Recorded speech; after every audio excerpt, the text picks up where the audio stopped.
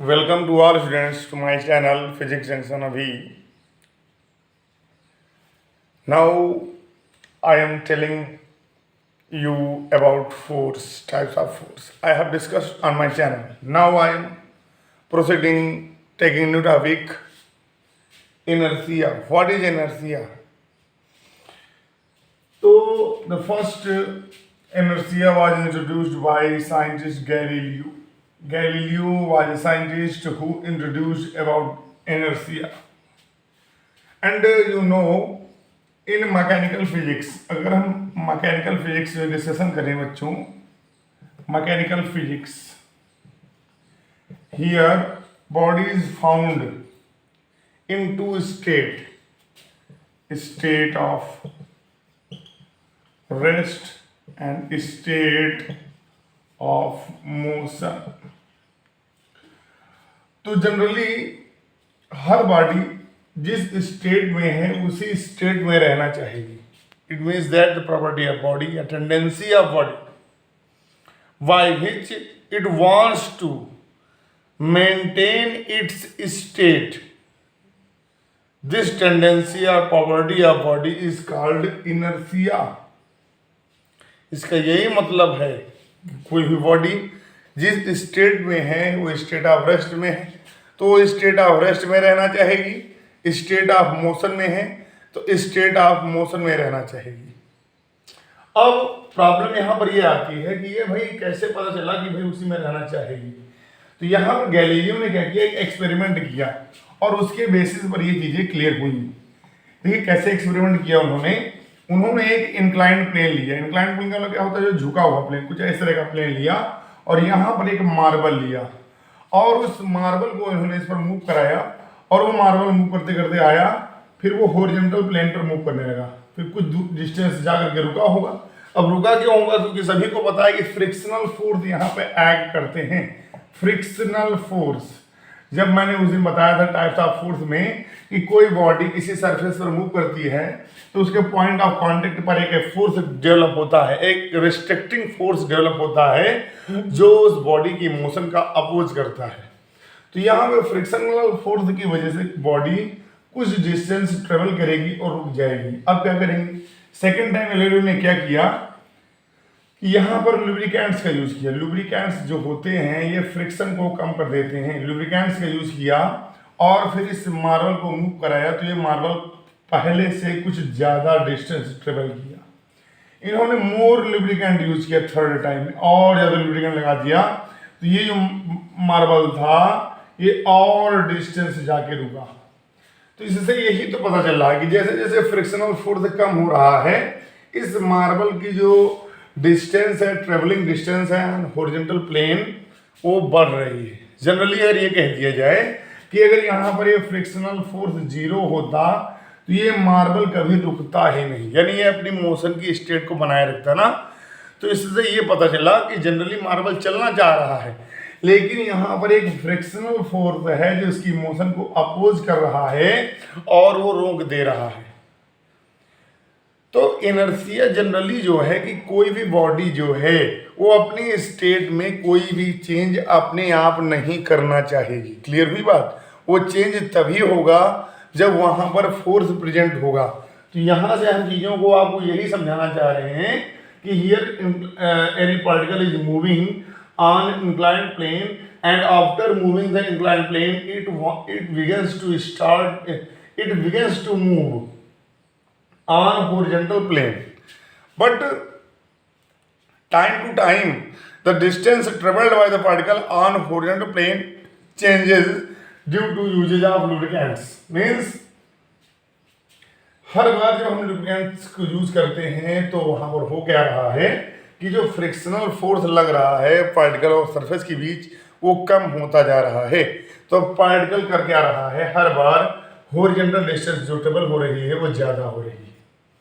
तो इससे यही पता चला कि यहाँ पर अगर फ्रिक्शनल फोर्स ना होता तो पार्टिकल बहुत ज़्यादा डिस्टेंस ट्रेवल करता.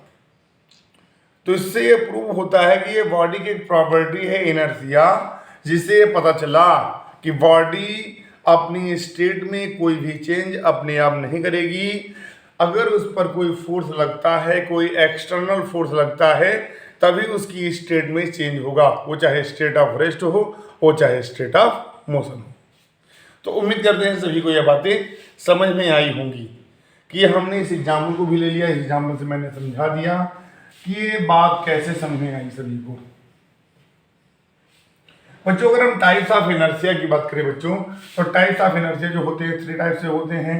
इनर्शिया ऑफ रेस्ट होता है, इनर्शिया ऑफ रेस्ट होता है, और एक बच्चों होता है इनर्शिया ऑफ मोशन होता है, इनर्शिया ऑफ मोशन होता है, और एक होता है इनर्शिया ऑफ डायरेक्शन होता है। अब इनर्शिया ऑफ रेस्ट क्या है कि कोई बॉडी अगर वो रेस्ट स्टेट में है तो रेस्ट स्टेट में रहेगी, उसकी रेस्ट स्टेट में अपने आप कोई चेंज नहीं होगा कि वो मूव करने लगे। ये तभी होगा जब उस पर कोई ना कोई एक्सटर्नल फोर्स अप्लाई होगा। क्लियर हुई बात? जैसे कि भी आप देख रहे थे कि इंक्लाइंड प्लेन पर वो पार्टिकल मूव कर रहा था और रुका तभी जब उस पर फ्रिक्शनल फोर्स लगा। अगर वो फ्रिक्शनल फोर्स ना लग रहा होता तो वो पार्टिकल कभी रुकता नहीं, मूव करता जाता। इनर्शिया ऑफ मोशन, इसका ये मतलब होता है कि अगर कोई बॉडी किसी वेलोसिटी से मूव कर रही है तो वो उसी वेलोसिटी से मूव करेगी, उसकी वेलोसिटी के मैग्नीट्यूड में जरा सा भी फर्क नहीं आएगा। क्लियर हुई बात? ये फर्क तभी आएगा जब उस पर कोई फोर्स लगेगा, और सीधी सी बात है कि वेलोसिटी में फर्क कब आता है? जब वहाँ पर फ्रिक्शनल फोर्स लगेगा, वहाँ पे अपोजिंग फोर्स लगेगा, जो फोर्स ऐसे हो जो उसकी मोशन का क्या करें, अपोज करें। क्लियर हुई बात? और यहाँ पर है इनर्शिया ऑफ डायरेक्शन, इसका ये मतलब होता है अगर कोई बॉडी किसी वेलोसिटी से किसी डायरेक्शन में मूव कर रही है, किसी वेलोसिटी से किसी डायरेक्शन में मूव कर रही है, तो उसकी डायरेक्शन अपने आप नहीं चेंज होगी कि वो अपने आप मुड़ जाए। जैसे आप भी साइकिल ड्राइव करते हैं या मोटरसाइकिल ड्राइव करते हैं, तो आपको जब मुड़ना होता है, मोड़ पर डायरेक्शन को चेंज करना होता है, तो गाड़ी अपने आप मुड़ जाती है, आपको फोर्स अप्लाई करना पड़ता है तभी गाड़ी मुड़ती है। इसका यही मतलब हुआ कि बॉडी जिस डायरेक्शन में मूव कर रही है, जिस वेलोसिटी से मूव कर रही है, उसी से मूव करते रहेगी। उसमें जो चेंज क्रिएट करना है वो अपने आप नहीं होगा, that will be in presence of force. Clear हुई बात?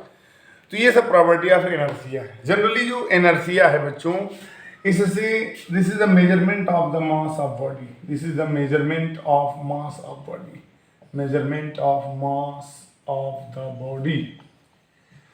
बच्चों जो इनर्शिया है एक प्रकार का अपोजिशन है। क्या है बच्चों? Opposition, opposition to change its position, to change its position means क्या मतलब है कि हर बॉडी अपनी पोजीशन में चेंज करेगा, अपोज करता। भाई वो अपने आप नहीं चाह रही, चलो क्या है, अपोज ही तो कर रही है। बोलो बेटा, अगर हम किसी चीज़ को फोर्सली किसी से करवाएं, इसका मतलब क्या है कि वो अपोज कर रहा है, जनरली वो करना नहीं चाह रहा है, लेकिन उससे हम फोर्सली वो काम करवाना चाह रहे हैं, है कि नहीं है? तो जनरली वो चीज़ क्या जो ये अपने आप से ना हो, उसका मतलब क्या है कि वो वहाँ पर अपोज हो रहा है उससे। क्लियर हुई बात? तो वही बात यहाँ पर है कि जैसे कि हमने कह दिया कि measurement of the mass of body, कैसे? जैसे हमने 2 पार्टिकल्स लिए और दोनों पार्टिकल्स मतलब अलग अलग साइज के हैं और सेम मटेरियल के बने हुए हैं। तो अगर हमें इस पार्टिकल, देखो ये पार्टिकल छोटा दिख रहा है, पार्टिकल थोड़ा बड़ा दिख रहा है, अगर हमें इसको उठा करके एक प्लेस से दूसरी प्लेस ले जाना होगा तो हमें कम फोर्स अप्लाई करना पड़ेगा। अगर इसी पार्टिकल पर हमें फोर्स अप्लाई करना हो तो इसकी अपेक्षा हमें इस पर ज़्यादा फोर्स अप्लाई करना पड़ेगा, तभी ये पार्टिकल उठेगा। कहने का ये मतलब हुआ फोर्स लगाओगे तो ये भी एक अपोजिशन होगा कि नहीं होगा, कि आप देखेंगे जब फोर्स लगाएंगे तो उठेगा नहीं, तो आप और फोर्स लगाएंगे, यानी उठ नहीं रहा, इसका मतलब क्या है, अपोज ही तो कर रहा है। फिर आप ऐसा फोर्स लगाएंगे जो इसके अपोजिशन से ज़्यादा हो कि ना हो, तभी तो पार्टिकल उठेगा। बोलो बेटा, जैसे आप लोग गौर करते हो गांव में कि 50 किलो की बोरी उठाना है आपको, तो वहाँ पर क्या करते हैं, पहले आप ट्राई करते हैं, अरे बोरी उठ नहीं रही, फिर आप और ट्राई करते हैं, बोरी उठती है, कभी नहीं उठती तो आप 2 लोगों को बुला लेते, भैया चलो बोरिया उठवा दो हमको खेत में खाद लेकर जाना है कि नहीं है? तो वहाँ पर जो चीज़ें आप देख रहे हैं कि भाई आपसे अकेले नहीं उठ रही है, इसका मतलब क्या है कि आप इतना फोर्स लगा रहे हैं, उतना फोर्स उसके अपोजिशन से क्या है, कम है। क्लियर हुई बात? तो इस तरह से हम बेटा क्या कर सकते हैं कि इनर्शिया एक ऐसी प्रॉपर्टी है जिससे हम किसी भी बॉडी के मास के बारे में गेस कर पाएंगे कि किस बॉडी का मास ज़्यादा है, किस बॉडी का मास कम है। उम्मीद करते हैं ये जो एक्सप्लेनेशन है सभी को समझ में आ रहा होगा। बच्चों जो हमारे गैलीलियो एक साइंटिस्ट थे, इन्होंने इस इनर्शिया का कॉन्सेप्ट दिया, लेकिन उन्होंने इस थ्योरी को बता करके यहीं रोक दिया। फिर इस इनर्शिया की स्टडी थी, इसको आगे प्रोसीड कराया साइंटिस्ट न्यूटन ने इस स्टडी को प्रोसीड कराया और उन्होंने इसके बेसिस पर लॉज ऑफ मोशन को अनाउंस किया। क्या अनाउंस किया बेटा? लॉज ऑफ मोशन को अनाउंस किया। एंड उन्होंने बताया कि कोई भी बॉडी मूव करेगी तो सीधी सी बात है, मतलब मूव करेगी या कुछ भी हो रहा है, कोई बॉडी पर फोर्स अप्लाई हो रहा है तो वहाँ पर 3 लॉज ऑफ मोशन फॉलो होती है। यानी कि कोई बॉडी है जिस पर फोर्स लग रहा है ना, और फोर्स की वजह से कुछ भी हो रहा है, चाहे वो रेस्ट में आ रही है चाहे वो मूव में आ रही है, तो वहाँ पे 3 लॉज लागू होती है। क्लियर हुई बात? तो 3 लॉज ऑफ मोशन जो है बच्चों, उनका डिस्कस हम नेक्स्ट वीडियो में करेंगे। उम्मीद करते हैं कि आपको इनर्शिया का कॉन्सेप्ट बहुत अच्छे से, बहुत डीपली समझ में आया होगा। और इसको देखिएगा, शेयर करिएगा, लाइक करिएगा, सब्सक्राइब करिएगा चैनल को मेरे। और हम उम्मीद करते हैं कि आप लोग इसी तन मन से हमारे वीडियोस को देखेंगे और अपना एक स्नेह भरा रिएक्शन देंगे। धन्यवाद।